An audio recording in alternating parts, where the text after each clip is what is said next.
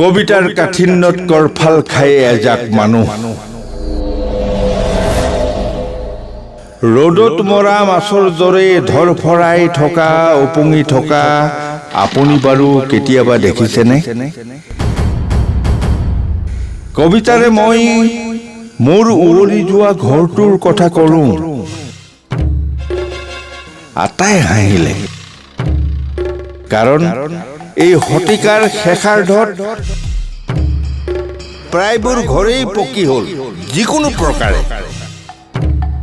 কবিতাত আধা লিখা কবিতাৰ টুকুৰা কাগজে মোৰ স্ত্ৰীয়ে গা ঢাকি আছে বুলি ক'লো। সকলোৱে চূড়ান্ত বেকৱাৰ্ড বুলি তাচিল্য কৰিলে, কাৰণ গা ঢকাৰ প্ৰয়োজনেই বা এতিয়া ক'ত? কবিতাৰে কান্দিবলৈ পাহৰা মোৰ সন্তানক নিচুকাব নোৱাৰাৰ কথা ক'লো।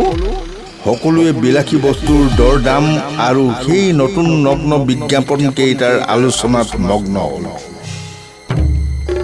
কাৰণ মানুহবোৰ এতিয়া সাংঘাতিকভাৱে ব্যস্ত, সাংঘাতিকভাৱে। কবিতাত মোৰ অবিনষ্ট চুলি আৰু উজাগৰি ৰাতিৰ কথা ক'লো। মানুহবোৰৰ সন্দেহৰ চকু কপালত উঠিল, কাৰণ সকলোবোৰ বৰ শান্তি আৰু সমৃদ্ধিপ্ৰিয় মানুহ। ক'ৰবাত কেনেবাকৈ যদি বিঘ্নিত হয় শান্তি, চিতাৱস্থা, চুচুৰময়ী নহ'বনে সপোন? এইবাৰ কবিতাত মই মোৰ নিৰুদ্দেশ যাত্ৰাৰ কথা ক'লো। মানুহবোৰ অতিশয় সন্ত্ৰাসিত হ'ল। আতংকত গধূলিতে দুৱাৰবোৰ, খিৰিকীবোৰ সাৱধান, সাৱধান। কবিতাত বিষাক্ত বতাহ বলিছে। বিষাক্ত কবিতাৰ ঘূৰ্ণি বতাহ ধুমুহা হৈ আহিছে। খিৰিকীৰ ফুটাই দিও সোমাই আহিব পাৰে। পকীবেৰৰ এফুটীয়া অন্ধকাৰত সংগোপনে ৰখা কাগজৰ মীনা কৰা শইচবোৰ বেৰ ভাঙি উৰুৱাই লৈ যাব পাৰে।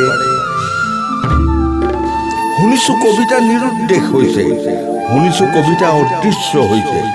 বিচৰা, বিচাৰি চলাচ কৰা, সৈন্যৰ সমদল বাহিৰ কৰা, ফায়াৰিঙৰ আদেশ দিয়া। মৰক, সোনকালে মৰক। সৈন্যৰ বেশত কবিতা মৰক, বিদ্ৰোহীৰ বেশত কবিতা মৰক, প্ৰতিবাদীৰ বেশত কবিতা মৰক। নিপাত যাওক বিষাক্ত কবিতা। দেশৰ এনে সংকট কালত বিনামূলীয়াকৈ বিতৰণ কৰি দিয়া হওক মানৱীয় প্ৰমূল্য। যিমান পাৰি উজ্জ্বল ৰঙেৰে বোলাই দিয়া হওক অহিংসাৰ পৰমবাণী। উৎকালি বাৰিষা সকলো সময়তে আকাশৰ পৰা ছটিয়াই থকা হওক, বৰ্ষি থকা হওক বহুৰঙী সুস্বাদু মদিৰা। কবিতা মাতাল হওক, অন্ধ হৈ বিষ দিয়া নদীৰ মাছৰ দৰে ধৰফৰাই চটফটাই কবিতা মৰক। বাচি থকা কেইটাক জোতা জুতিকৈ ধৰি আনি গুলীয়াই হানি খুচি হত্যা কৰা হওক। জাকে জাকে জাপে জাপে যিমান আছে সকলোকে মাৰি একেটা গাঁততে পুতি থোৱা হওক।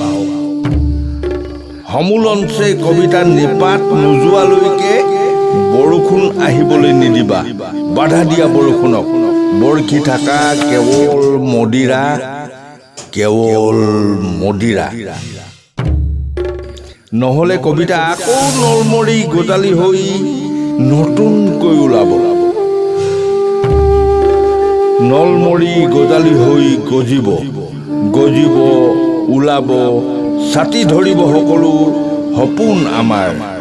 আমাৰ প্ৰাসাদোপম অট্টালিকা পুতি পেলাব, হেৰুৱাই ধৰিব, শিয়ালে পোৱালি দিবলৈ ভিতৰতে ৰাউচি জুৰিব। নাই, নাই, হ'ব নোৱাৰে। শুনিছো কবিতা নিৰুদ্দেশ হৈছে, শুনিছো কবিতা অদৃশ্য হৈছে।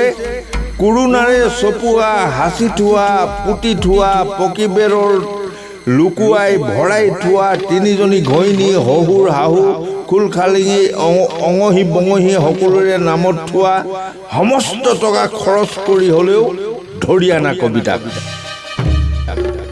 ধৰি আনি হত্যা কৰা নিৰ্মমভাৱে ছুনামি কিমান ফুট ওপৰলৈ উঠে নাজানো তাতোতকৈ ওপৰৰ এজাক প্ৰচণ্ডতম ধুমুহা আজিৰ কবিতা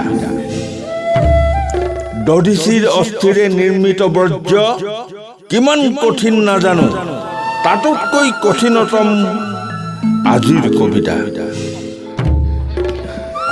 কবিতা অপ্ৰতিৰোধ দুৰ্নিবাৰ এই কবিতাৰ কাঠিন্যত কৰফাল খাই তোমালোক এদিন এনেদৰেই ৰ'দত মৰা মাছ হৈ মৰিবা উপঙি থাকিবা বিদায়